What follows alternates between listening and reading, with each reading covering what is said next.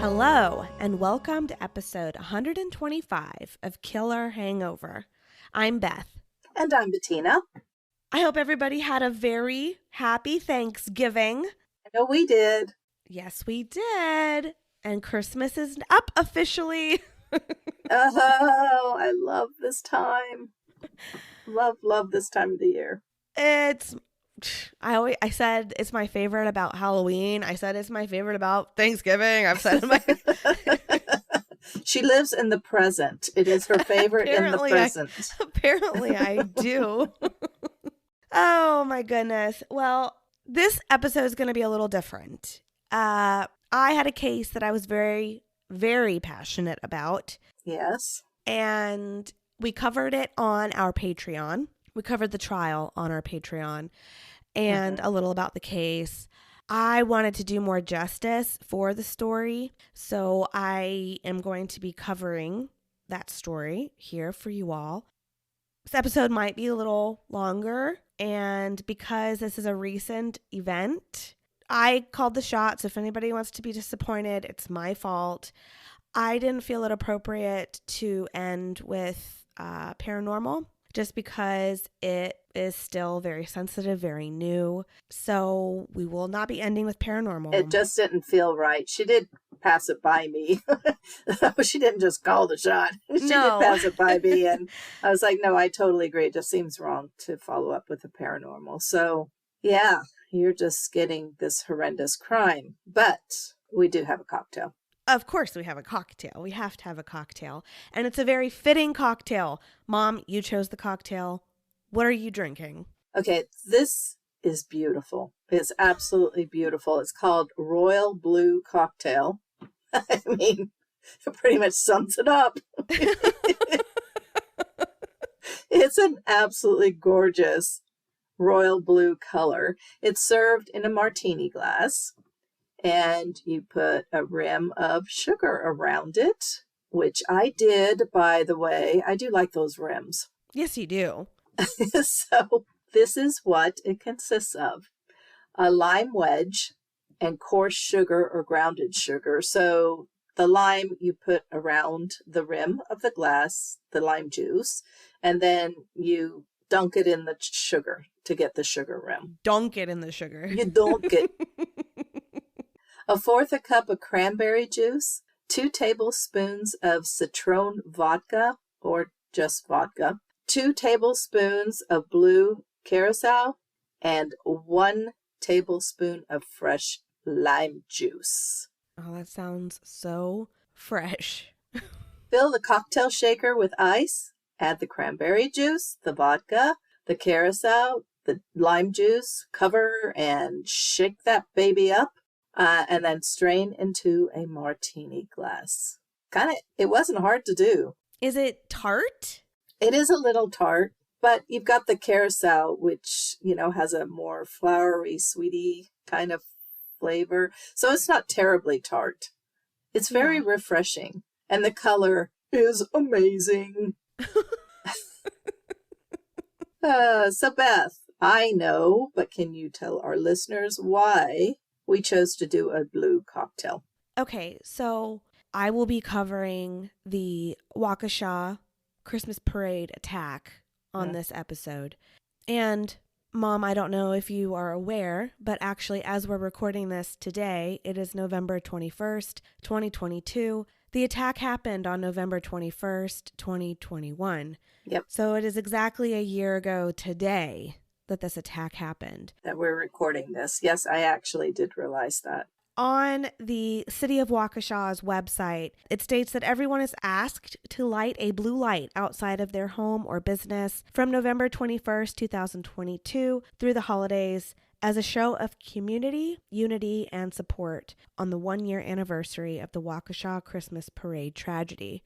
So I thought it fitting, or when Mom said she was going to come up with a cocktail, I said, let's do something blue. Blue. So I picked the bluest I could find.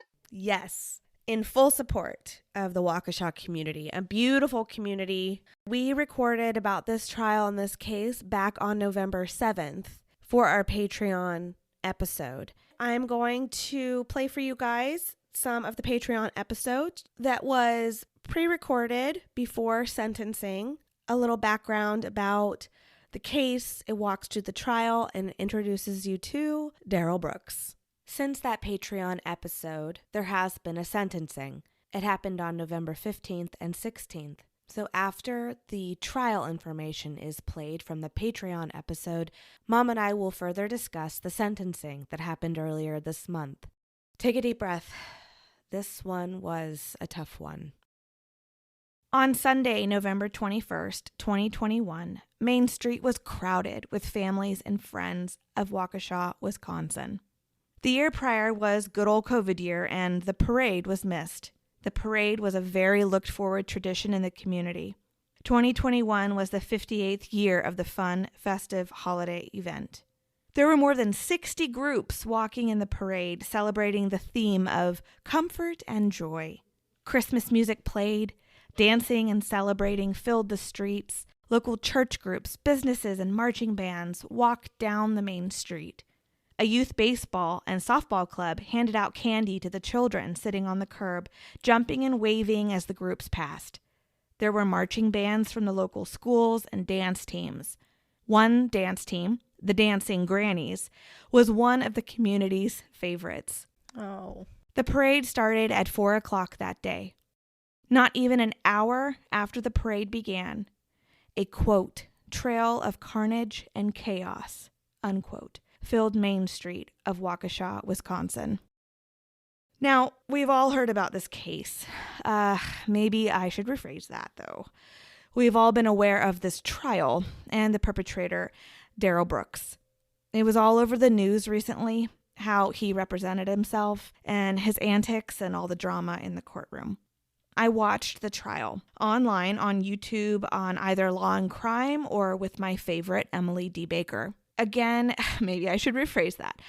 I watched most of the trial. There were several times I got beyond frustrated and had to turn it off. I got really impatient with the judge and the patience that she had for Brooks. It was a mess in the courtroom. Yelling from Brooks, he talked over the judge. Within hours of trial starting, he was excused. He was excused several times to another courtroom because of his behavior, where they conferenced him in and the judge even muted him several times. Oh my gosh. It was a mess. All of that being said, the antics from him and all the drama and frustration in his antics and the drama took the focus away from what was happening. This was a court case where Darrell Brooks was being charged with 76 criminal counts, including 6 first-degree intentional homicide charges, 6 counts of fatal hit and run, 2 counts of felony bail jumping, and 1 count of misdemeanor domestic battery. Jeez. On November 21st, 2021, Darrell Brooks killed 6 people and injured well over 60. At a news conference the day after the incident, the chief medical officer from the children's hospital in the area said that 18 children had been brought to the hospital from the parade. They were between the ages of 3 and 16. 10 of those children were in the ICU, and 6 were in critical condition. 2 of those children were brothers, 8-year-old Jackson and 12-year-old Tucker. They were walking in the parade with their baseball team, the Blazers. Tucker was being cared for a fractured skull. Jackson had massive injuries and underwent brain surgery. 8-year-old Jackson Sparks died from his injuries.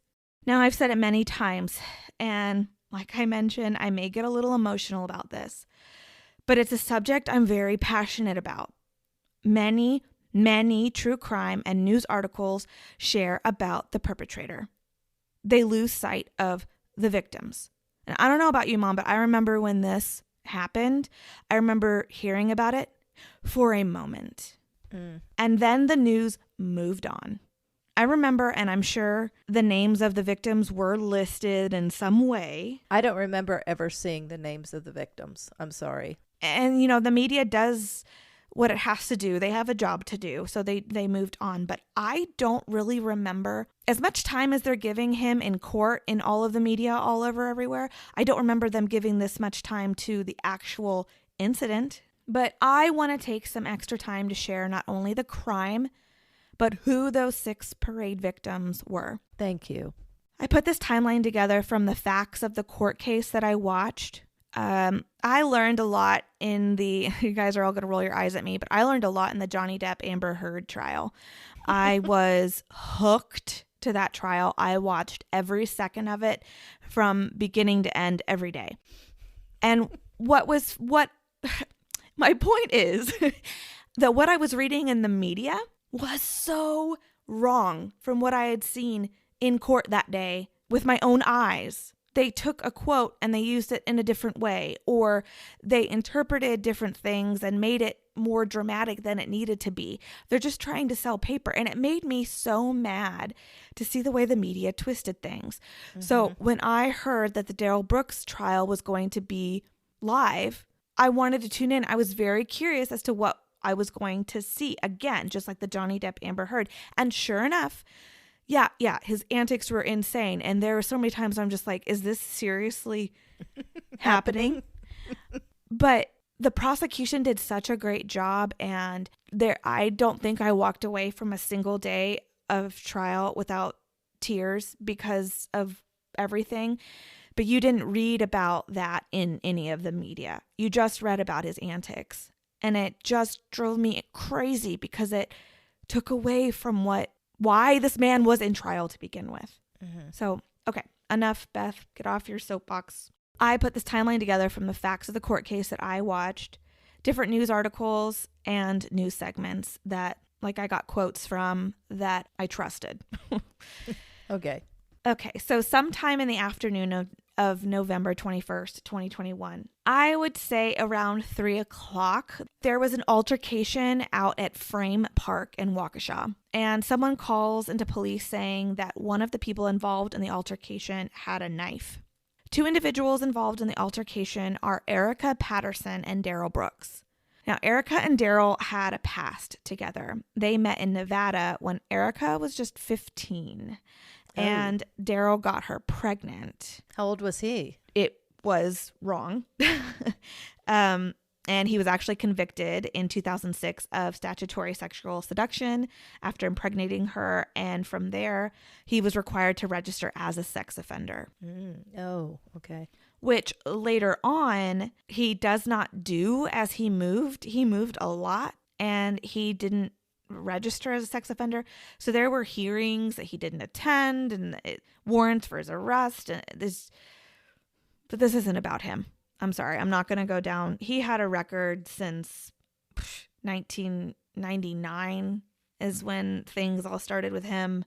And they were all pretty bad stuff. It wasn't like little minor things here and there. Okay. And then he would avoid going to court, and then there would be warrants for his arrest, and then he'd only serve, minimal sentences, and it was... Gotcha. Yeah. Gotcha. Anyway, so this is about 17 years later, and the 2 had bounced back and forth into each other's lives. They have a 15-year-old child together, and Erica and Darrell, they had been living at his mother's house, but Darrell wasn't allowed to sleep in his mother's house. The 2 slept in his mother's SUV at night. Oh, geez. The red Ford Escape that would be used in the parade. Mm-hmm. Okay, again, on that day, November 21st, at this time, the 2 are living separately, and Erica was living at the women's shelter in town. The 2 were arguing back and forth through text messages, and she was at Frame Park with 2 friends. She had told Darrell where she was so that they could meet up. He came, and the fighting over text now became fighting in person. She got in his vehicle in the red SUV, and as they were driving around, the 2 started really yelling at each other, and he hit her in the face. Oh. She got out of the vehicle and called her friends that she had been with at Frame Park and started walking back to the park to be with them. Darrell followed her in the SUV. As she walked, he was yelling at her through the open passenger side window. There was another altercation, this time with the 2 friends present. Darrell Brooks then drove off in a rage at the situation. One of the friends called the police, stating to them that Darrell had a knife, although Darrell did not have a knife. The caller just really wanted the police to come sooner rather than later. I got you. So exaggerated it. As police officer Jeremy Phillips arrived at the scene to interview Erica on the situation, he received word over his radio that multiple people were hit on Main Street at the parade. The parade had began at 4 o'clock on the corner of East Main Street and White Rock Avenue. Christmas music and excitement filled the air. Around 4:30, a dark red Ford Escape drove through a barricade at North Hartwell Avenue and East Main Street and started down the parade route.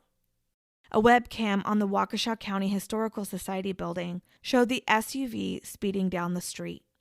A witness on the stand at trial reported 20 miles per hour. When Brooks questioned her, "And you think that's fast?" her response was, "For a parade? Yeah." Other reports reported that they guessed he was going 30 miles per hour at a time. Jeez. He headed down the road in a swivel action, going from the right side of the road to the left side of the road, back and forth. He went down Main Street, hitting his first victims between Gasper Street and North Barstow Street. The Waukesha High School Marching Band, playing Christmas tunes, quickly turned to sounds of shrieks and screams as he drove through the band. Again, driving to the right and to the left, he headed towards the next group, the Blazers Baseball Fast Pitch Softball Club, where many were hit, including Jackson and Tucker Sparks. Brooks then drives the SUV through the Waukesha Extreme Dance Team. Fox 6 Now reporter Sam Kramer estimated that up to 20 girls on the dance team were struck. The team put out a statement 2 days after the incident. Quote, "Sunday was a traumatic nightmare for the children, their families, and our entire community. Our dancers have a multitude of serious physical injuries. Of those, 5 dancers are currently in the ICU." Unquote. Waukesha's Citizens Bank had a float next in the parade, and 52-year-old Jane Coolidge was marching next to it. She had just started working for the bank about a year prior, and, quote, "In that time, she shared her bright spirit with everyone around her," unquote. The bank shared this statement on their Facebook page. Jane was a mother, a grandmother. Her family suffered an unimaginable loss. The Dancing Grannies, a treasured dance cheer group in Waukesha, were the next victims. The group lost 3 members that day. 4, actually, if you include 81-year-old Wilhelm Hospel, the husband to one of the Dancing Grannies, Lola. He was a big supporter of Lola and her dancing friends.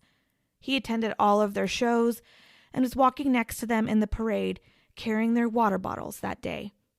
Lola obtained some serious injuries as well, but she did survive.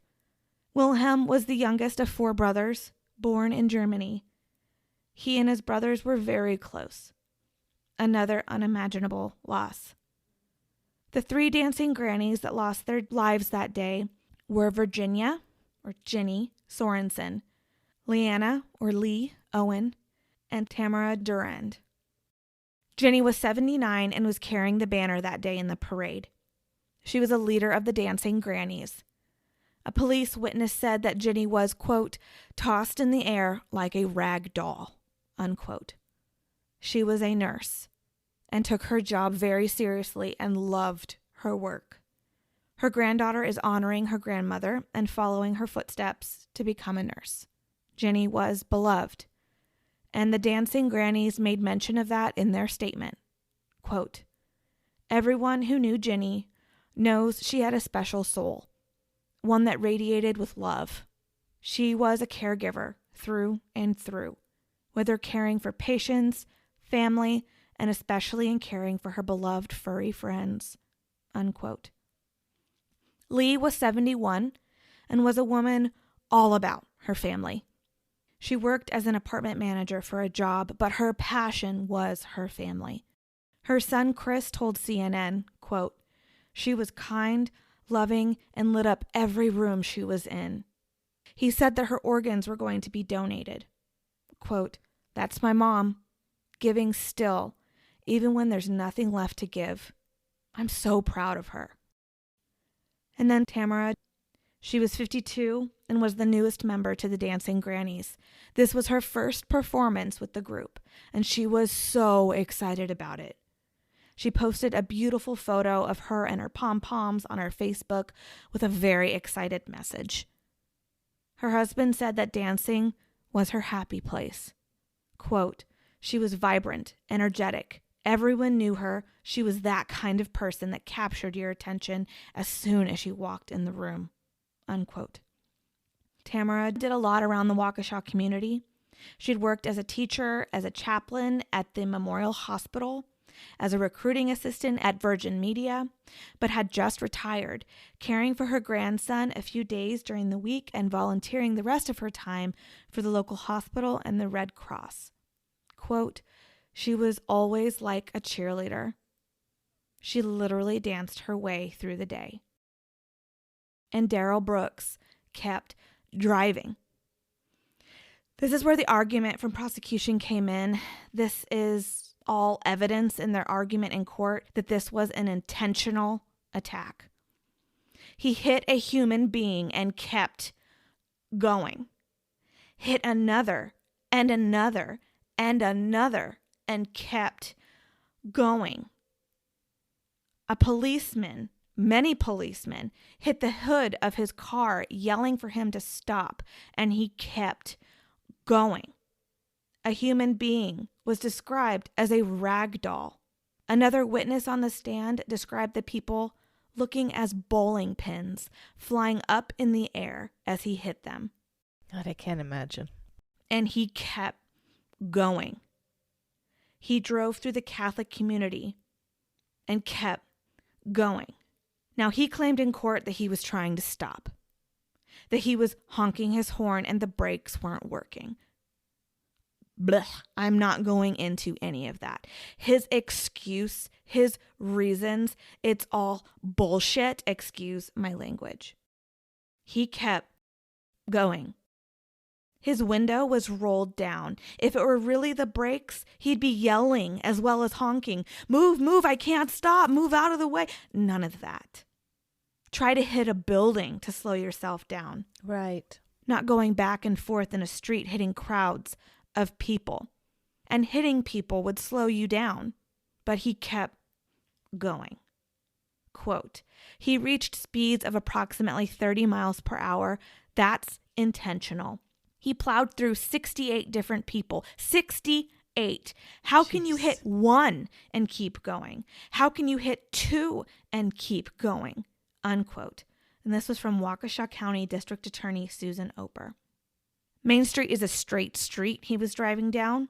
The road comes to a curve, and it curves a pretty sharp curve down Northwest Avenue. He came to the intersection of Northwest Avenue and Wisconsin Avenue, and police fired 3 shots at the vehicle, striking it 3 times. Daryl Brooks kept driving. The main street was left in total disarray. I think carnage was a fitting word used. Where my heart sank, and where I hope I can even say this, was when prosecution detailed the amount of shoes all over the road. People were hit so hard with such force that they were hit out of their shoes. The absolutely beat up red Ford was found abandoned in a backyard off Maple. Daryl Brooks was seen on surveillance cameras and security cameras throughout the neighborhood, walking hurriedly through parking lots, backyards, and down alleys. Later, his hoodie and a flip-flop was discovered in a treehouse, kind of a toy house in someone's backyard. Again, proof that prosecution used. He was intending to hide himself, change his appearance. Sure. He knocked on a few doors, a man eventually allowing him in. Waukesha resident Daniel Ryder testified that Brooks entered his home just minutes after the parade incident. Ryder told the jury Brooks said he was homeless and he was waiting for a Lyft ride. Now, this was all captured on the Ring doorbell on his front porch. Okay. And the feeling I got was that Ryder was kind of taking his time and giving him his phone because he heard the sirens, and he was arrested outside of Ryder's home. Days after the horrendous drive down Main Street, Brooks was charged with dozens of felonies and 6 charges of first-degree intentional homicide. Bail was set to $5 million. A week or so later, on December 1st, it was Brooks' mother who released a statement. Brooks, unknowing to his mother's statement, also gave a jailhouse interview that same day. Parts of his mother's statement read, quote, "Daryl has suffered from mental health issues since he was very young. In those years, he received counseling and was on medication. When he became an adult, a decision was made that he no longer suffered from a mental illness. That decision left him with no insurance or financial means to pay for medication and, when determined, necessary counseling." She added, "Instead of offering help and resources to combat the problem, a jail cell was given. Over and over again. When mental illness is not properly treated, the person becomes sicker and sicker. It doesn't go away once a person becomes an adult." Unquote. Brooks' interview, in his jailhouse interview, he claimed victim, stating he was being dehumanized and, quote, "I just feel like I'm being monster demonized," unquote. Initially in June 2022, Brooks changed his plea to guilty for the parade attack by reason of mental disease or defect, known as the insanity defense, but then withdrew this plea in September of 2022, this year, because the court ordered psychiatric evaluations that did not support the claim of the insanity defense. Later in September, the judge, Judge Duro, granted Brooks' request to represent himself in trial. The 2 lawyers that were representing him previously had asked to be withdrawn from the case. Interesting. Within hours that the jury trial began, Brooks was kicked out of the courtroom. According to Justia.com, the defendant in that case was, quote, "removed from the courtroom for repeated disruptive behavior and the use of vile and abusive language directed at the trial judge, notwithstanding the judge's prior warning that removal would follow another outburst," unquote. It just kept going and going. It just kept getting worse. He spoke over prosecutors. He got angry with them. He started yelling at them. He really hated that they called him a sex offender. He talked over the judge. He asked repetitive questions under his breath, even when asked not to mention it again. He really wanted jurisdiction changed. If you had a lawyer, maybe you would have. I don't know. He even declared at one point that Daryl Brooks was not his name. So when he was removed, he was placed in another courtroom and they conferenced him in. He removed his shirt. He hid under his suit jacket. The judge muted him many times. Again, the antics of this man were just deep breaths. So he was trying to show that he was insane. At this point, he was representing himself and took away the insanity defense. He had already taken it away? Okay. Yeah. Well, he had to. He proved himself sane enough, and she agreed he was sane enough to represent himself. Okay. So these antics are just him. Quote, "This incident was not planned. This incident was not intentional. And this incident was never even thought about," unquote. And this is what Brooks said. His 50-minute closing statements were rough to watch. He claimed that the prosecution was being dramatic, but his minute-long pauses and discussion of the Bible was enough for an eye roll or two. I don't think the video and the photos of the aftermath that the district attorney showed the jury was dramatic. It was real. It was real. Although we as viewers of the trial could not see the footage being shown, crying could be heard throughout the courtroom. And I lost it when I watched some of the prosecution attorneys crying as they watched the footage. They put that video together and they were crying in trial when that footage was on. He stated that his conscience was clear and that this was his will, meaning God's will, for this to happen. He said that a lot of lives were changed that day, including his own, and that God's way is not our own. He had no regrets, and the jury shouldn't either with their decision. And I don't think they will ever regret the guilty verdict they gave him on all counts. No. It had been a 3-week trial. It should not have been. It probably should have only been a week. But it was because of his the time. I mean, I sat there and was getting so frustrated with the patience of the judge because it was his turn to call a witness up. And he was, those lawyer boxes just filled with paperwork. Mm-hmm. He was going through them and trying to find paperwork. And the judge was like, okay, I'm going to have to excuse the jury. Like, it was. Oh my gosh, that long? Oh, Mom. Oh, it was horrible. In his closing statement, he cried about how his son was born while he was in prison recently and how he hadn't and will never hold his son. Are you kidding me? You took so many people away from this world.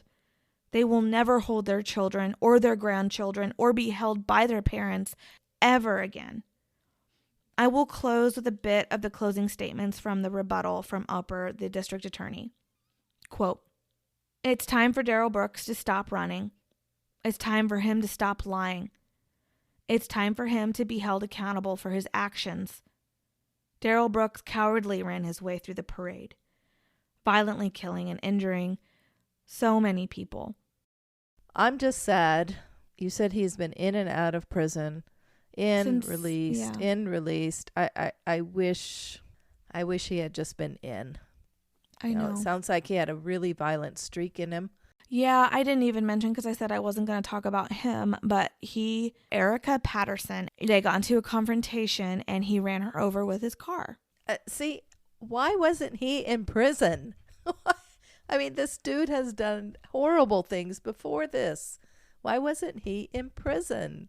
Yeah, I mean, when I was doing my research, I did like a whole breakdown of all of his crimes. Like I had it broken down in year, and let me find something really fast here. Yeah, he also shot at his nephew at a family gathering as well. He went into a speedy trial for the shooting case. How is this guy getting out? I don't understand this. His attorney lowered bail. Well, if he was a flight risk, why did he even have bail? And then he did 120 years in jail for a long-running child support case because he wasn't paying child support. 120 years? 120 days. Brooks is arrested. He got arrested in Georgia for domestic violence. Again? Yep. Yeah, he was released on bond several times. I'm just trying to read through my notes. I'm trying to find whatever happened. It was November 2nd of 2021. So the same month that he ran through the parade. A woman told Milwaukee police that Brooks punched and drove over her leg during an argument at a gas station. Yep. He was arrested and booked. As part of the intake process, sheriff's deputies checked the National Crime Information Center for his background, the years-long open warrant for skipping court in Nevada for the sex offender stuff, and his recent arrest in Georgia had not been entered by those agencies. No. So they did not appear in the report. Oh, yeah, and then I read the next day he called his mom from the Milwaukee County Jail, and he said, prosecutors can't pursue the domestic violence case if the victim does not cooperate. Wink, wink. The call was recorded. Wink, wink. I don't know. He was charged on November 5th for running her over, and he faced counts of felony bail jumping, second-degree recklessly endangering safety, resisting an officer, disorderly conduct, and battery, with several domestic abuse assessments attached to the charges. They looked at the bail Brooks had posted in his 2020 Milwaukee County case, $500, and doubled it. So his bond was for $1,000. And then he was released on November 16th, and then he drove through the parade on the 21st. On the 21st. I don't even know how he could have been. I mean, they didn't enter the court. They didn't enter the. I know.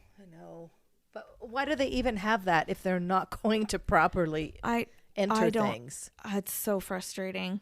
And see, that's what I'm curious if he were to have an attorney, if they were to say, like, if the police would have done their job, then he should have been in jail and this never would have happened, but he's mentally ill. Right. Do you think they would have gone that way with it? Which other way could they go? Yeah. What other way could they have gone? Like put it against all the different courts. Like if they would have done their job, he would have been in jail, but they weren't doing their job properly. So this happened. He still would have been convicted, though. I would believe so. But Yeah. I'm just saying that's an interesting argument. Ay. So before we move on to the sentencing, I need to clarify a couple things from the pre-recorded Patreon episode. Okay. Although I only named 6 victims, there were far many more. Nearly 70 people were physically injured that day. The remembrance post posted on Waukesha's social media on November 21st, 2022, stated that thousands of others experienced mental and emotional injuries as well. Of course, because they witnessed all of this. Exactly. Ugh. I know I only named 6, but the numbers are just too great. And I also need to clarify that I'm not frustrated with the judge. I know I said that in the Patreon episode, and as I was listening to it back, I was trying to be humorous.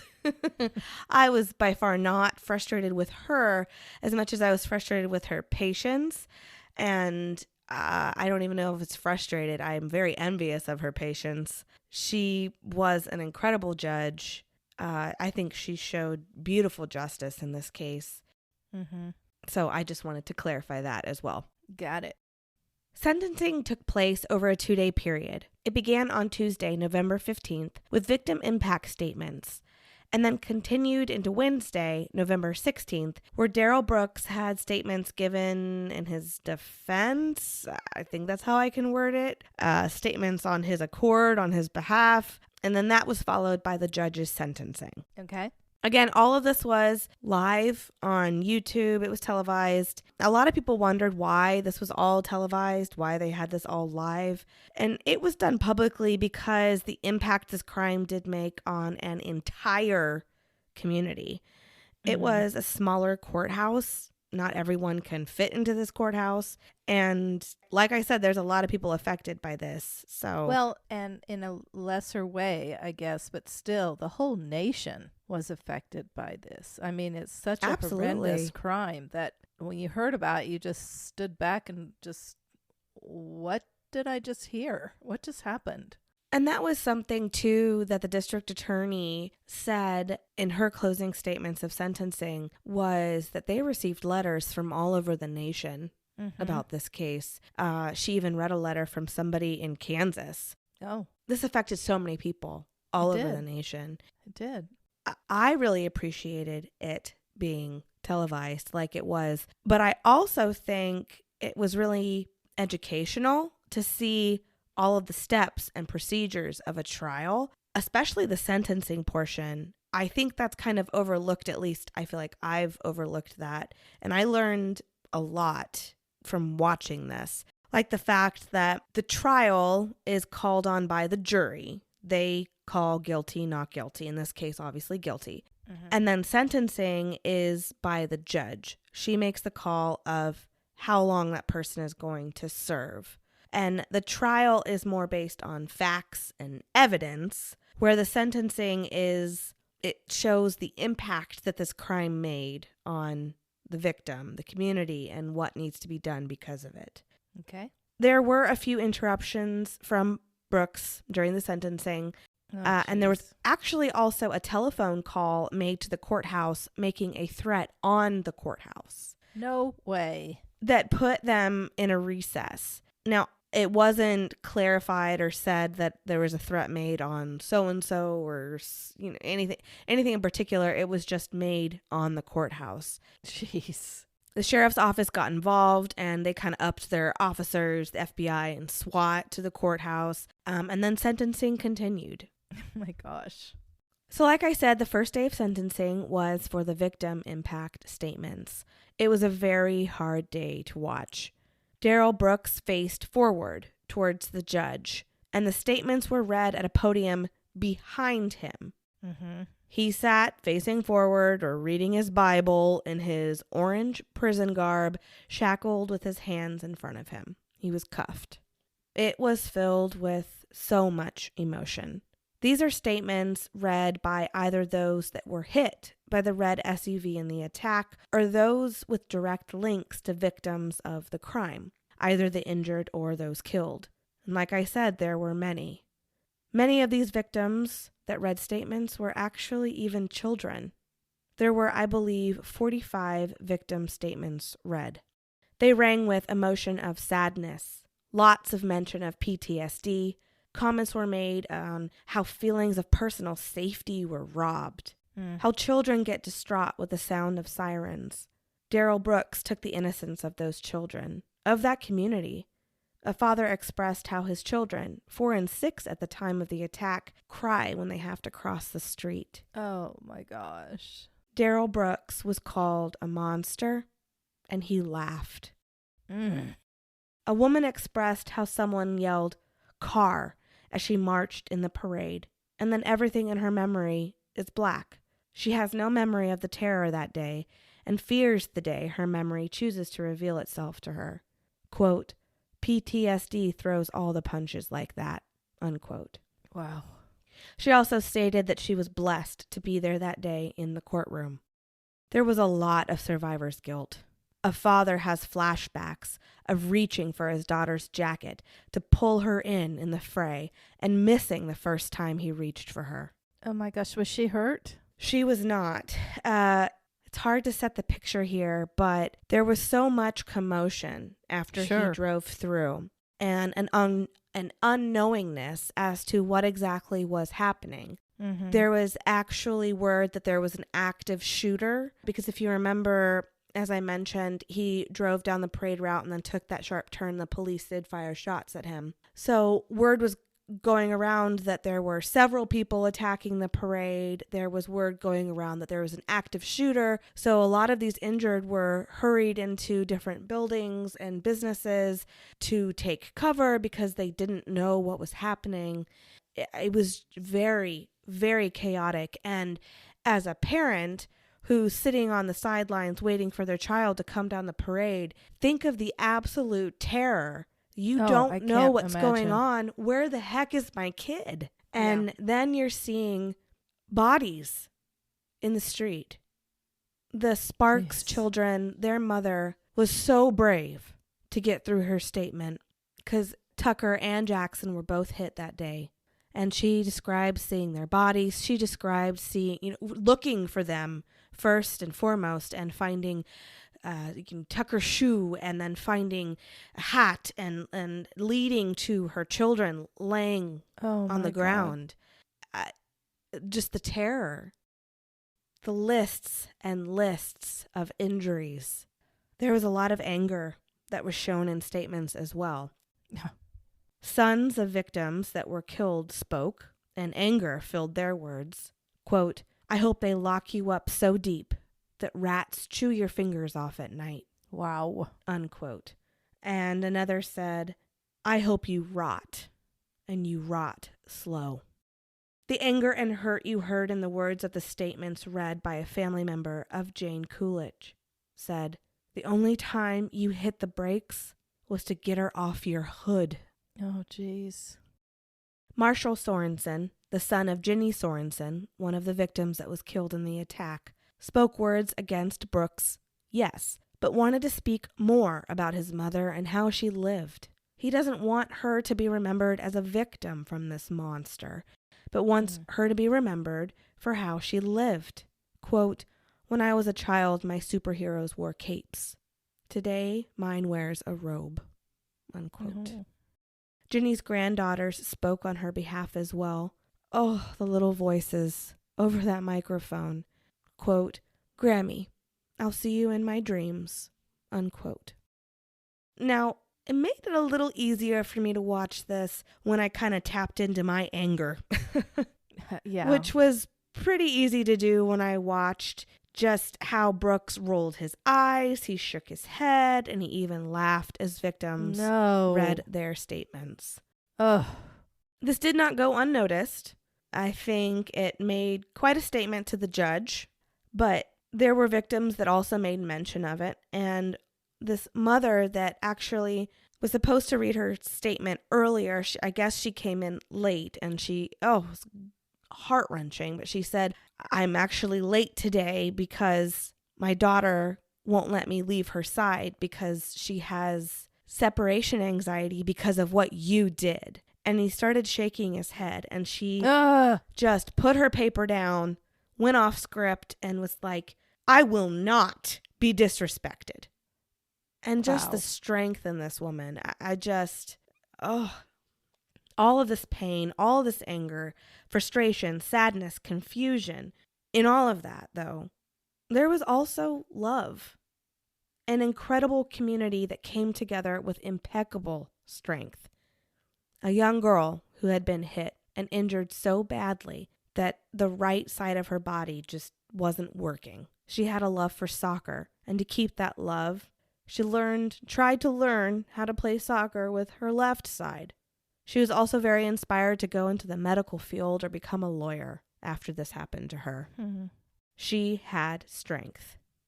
A young man, a baseball player, a friend to Jackson and Tucker Sparks, who was also hit that day, gave a very inspirational speech about moving forward and finding the things he loves and being surrounded by so much passion and faith from his community.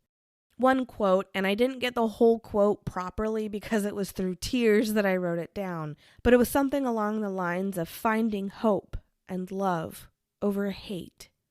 When it thunders, I imagine Jackson is blasting a homer in over the fence. When there is a rainbow, I will imagine the dancing grannies, Ginny, Tammy, Lee, and Bill, with them dancing along its lines. When there's a ray of sunshine poking through the clouds, I will imagine it is Jane smiling down on us. When it snows, like it did this morning, I will imagine God's love giving us a blanket and comfort. When I see a blue light, I will see this community's commitment to help heal and support each other. These were words from one of the victims' husbands. Okay. It was just beautiful to see. Yes, there was carnage. The 3-block area down the street was described as looking like a war zone or ground zero. But one victim said it best. He wasn't going to remember the parade as all of that. He was going to remember the day and all the people that stepped forward, that sprang into action, all the people that showed up, showing no regard for themselves, going as far as to say that he felt blessed. He was blessed because, quote, I did not have to see the carnage, only people helping, unquote. Oh, wow. He said, I can't thank the defendant, but it did shine a light on good people. And as District Attorney Susan Oper said, or is it Opper? I'm so sorry. Opper said at the end of the statements, this was an absolute good versus evil. Look at these people, she said. Look at these children. They are here to tell Mr. Brooks that you will not beat me. You will not keep me down. One statement said it best, quote, we have each other, and you will have no one in a cell by yourself. Nice. A lot of those that read their statements asked the judge to give Brooks the max sentence available because he, quote, gave us a life sentence of these memories, unquote. But it's not just memories. It's empty chairs around the table at birthdays and holidays, weddings and births that won't be witnessed to or had. Quote, no one knows what it's like to stand on their feet when there is no floor, unquote. And these were powerful words from a mother of a young victim in the attack. Oh, jeez. The state asked for consecutive sentences with no chance of parole, as well as restitutions, which was barely $200,000, which, again, over 70 people hit and injured.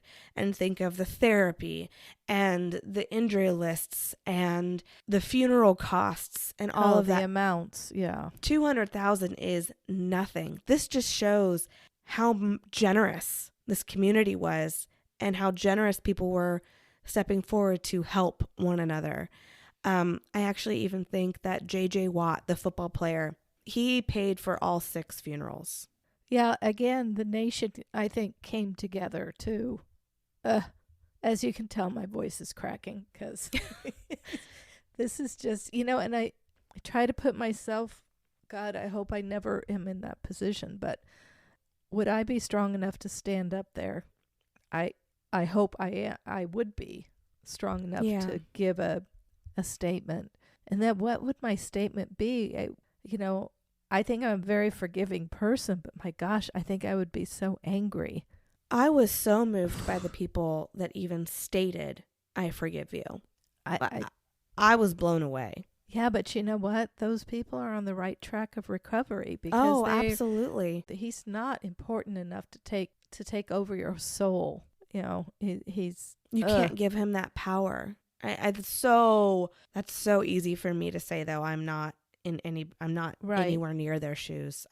Some people are going to take a lot longer to forgive than others. I don't know. I after only a year, I don't know that I could find in my heart forgiveness. I don't think I could. I don't know. The second day of sentencing was on Wednesday, November 16th, 2022. It was now time for those to make statements in regards to Mr. Brooks. He had 3 people call in by Zoom: his mother, his grandmother, and his close friend, Michelle Allworth. On this day, and this was the only day that I saw emotion from Mr. Brooks. None the day before, but on this day, he took his mask off and he cried through all 3 statements. Oh, he wasn't giggling and shaking his head? He cried, and he cried hard. The man, in my opinion, cried for himself and his losses. My opinion. His mother and his grandmother's statements were similar in the fact that they both discussed mental health. Quote, no one cares or sees their pain or hears their cries or pleads for help. They are the forgotten ones, his mother read. She also said that, quote, mental illness calls them to do the impossible. There should be some accountability, but there should also be help, unquote. She called for society to be better and for society to have compassion, empathy, and understanding for those that struggle with mental health. His grandmother, a minister of the faith, read Bible verses and again discussed mental health and society's issues with it. She claimed that Daryl had been diagnosed with bipolar since he was 12, and that disorder, quote, caused him to drive through that crowd, unquote. That's interesting. I didn't think bipolar really showed itself until... It doesn't show... Well, okay, I'm not a doctor, but from all I've read, it doesn't show itself until 18 or 19.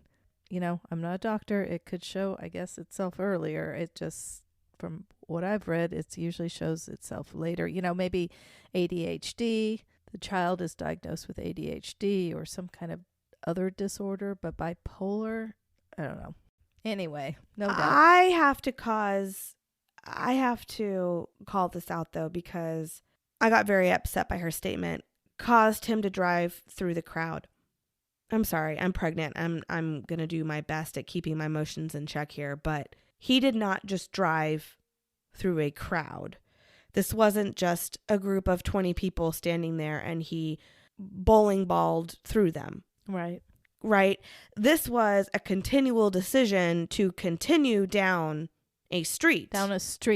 Yeah. Down several blocks. People down. Yeah. I'm sorry. You can rephrase that by driving through several crowds of people. Yeah. As I mentioned, he had a 3rd statement read. His friend Michelle, who claimed that they had been friends for the last 17 years, and he was always there for her. Through her medical difficulties with seizures, he helped her, gave her comfort. She also claimed that it was a manic episode that had him blacked out when he drove down the parade route. Then it was Daryl Brooks' turn to address the court. He went on for almost 2 hours. What? Lots and lots and lots of words. Not a single sentence or moment of those words was an apology for what he did. He shared his background, the struggle of his youth, which is fair in sentencing statements, but not a single word of remorse for what he did. Quote, one of the victims made a comment about trying to understand why this happened. That's a question I struggle with myself. The why, the how. How could life ever get this far away from what it should be? It was at this point that Emily D. Baker on her live stream on YouTube said, I believe the 11-year-old with the metal plate in her pelvis asks the same thing. Yeesh. He continued, learning how to wrap my head around this situation has been extremely hard. So he's Unquote. making himself a victim. He's comparing himself to the victims. This situation's been hard for you. Try learning how to walk again. Try learning how to breathe again without a tube down your throat. How to survive the next days of your life without ever seeing your son or calling your mother or getting a birthday card from your grandma or your grandpa. The only time he tried to turn and face the victims, which the judge did not allow him to do, she said, nobody's ready for that, sir. Please turn back around and face me. The only time he tried to turn around, though, was to tell them why he wore a mask. A lot of them mentioned that in their statements, like, you wore a mask this entire time. Like, what are you hiding from? And all he wanted to do was say, I have nothing to hide. That's the only reason why he wanted to turn around, was to confront them. There was never an I'm sorry. There was never any remorse, never any sadness, except for himself. Except for himself. Yeah. Again, my opinion. He stated how no one knew his heart, and no one knew the prayers he prayed or the tears he shed over the encounter in his cell at night. And I believe that. We don't know him. This is true. But this day, this was his moment to be vulnerable and share those feelings with his victims. And he never did. In my opinion, it's because he has excused himself out of all of the wrongdoings. Okay, maybe he sees it as wrong, but I truly don't believe he sees it as his fault. Right. It's society's fault. It's his medical condition. It's his youth. It's blah, It's blah, pointing blah. fingers but at it's everyone not else, him. never at Right. himself. Quote, people are going to believe what they want, and that's okay. This needs to be said. What happened on November 21st, 2021 was not an attack. It was not planned, plotted. When you constantly hear that perpetrated, constantly pushed, you wonder why, unquote. Oh. What he lacks to understand is that this was not a narrative. This was not some story that the district attorney wrote up and all these people signed on. These were facts. There was evidence. This was, in fact, an attack. Maybe it was not planned or plotted. Premeditated. Yeah. Probably not. But once you hit the first person And keep going. and you have several side roads and opportunities to get off the street, and you don't take it, I'm sorry, but what do you call that then? And then don't you think, though, I know, like, initially it's not premeditated, but when you keep going, when you can stop but you don't and you keep going, then does it become premeditated? You know what I'm saying? I mean, initially it's not, but he made the decision to keep going. So then you have thought about it in advance, but you keep doing it. Yeah. So that I would think that gradually it becomes a premeditation. Gradually it has some plan to it, I would assume. Yeah. He ended by attacking the district attorney. And honestly, I mean this all due respect, who cares? She can take it. She was one tough cookie. She did a fine job at her job. And he passively aggressively attacked her. He took it personal for what she had to say. And he was like, I'm not going to respond to, and then he'd quote her and say things that she said. But he was passively aggressively, it was just, anyway. Then he addressed his children and the mother of his children. The whole time during this, he's very upset and he's in tears, again, in my opinion, for himself. About 2 hours of this, and no apology, no remorse. And we should have never expected that. He showed his true colors throughout this entire trial. He was disrespectful from the very beginning. Right. Yeah. He told the victims that healing is a process and that he will be praying for them through the process, but they won't be healed overnight because it's a process. Oh. Are you serious? They have to heal because of what you did. They have to learn how to walk again because of what you did. They know it's a process. Oh, my gosh.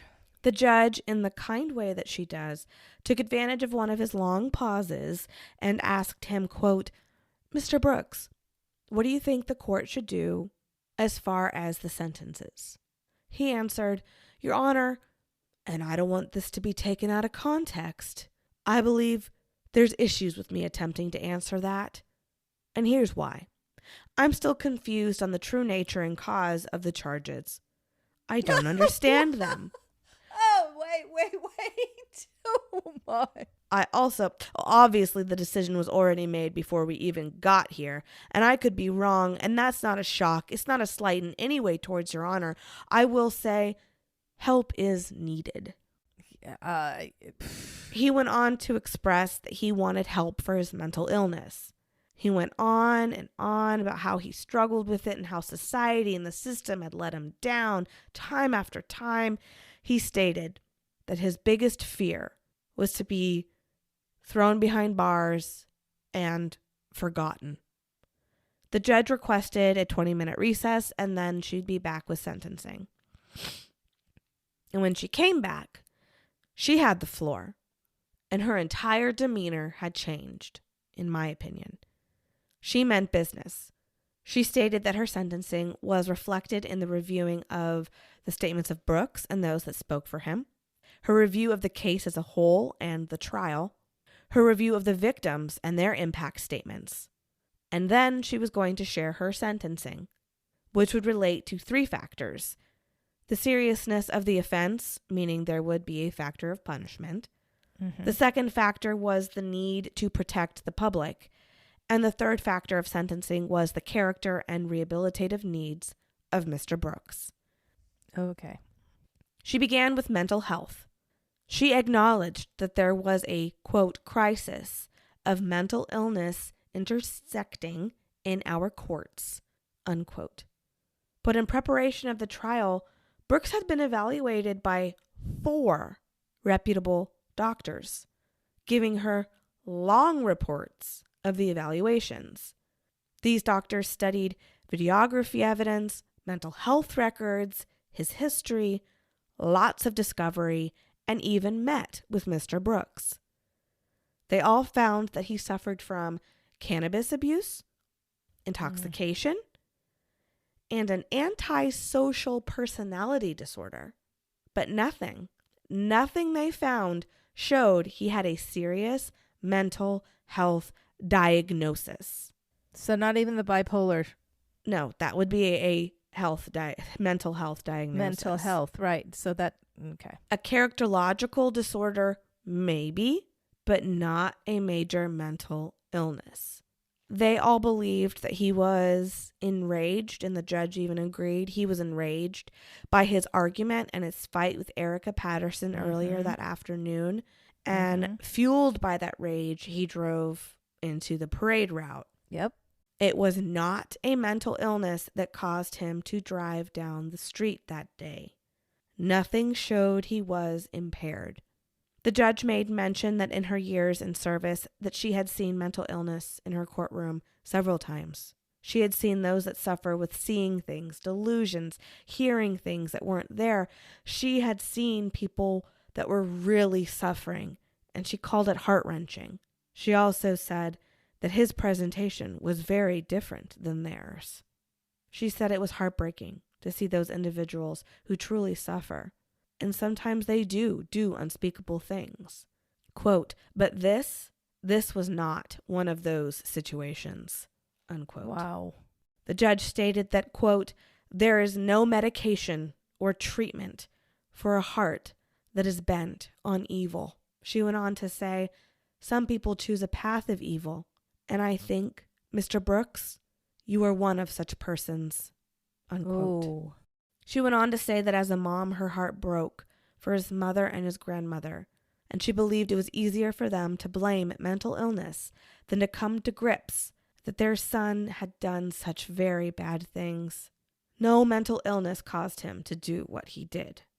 The judge then walked through the trial, emphasizing on the point that the area was set up at 1 o'clock, signs, lights, barricades, and then during the attack, the streets were lined with people. There were floats, banners. It was very obvious that a parade or something was going on. He, she believed, chose to ignore all of those signs through his rage and anger.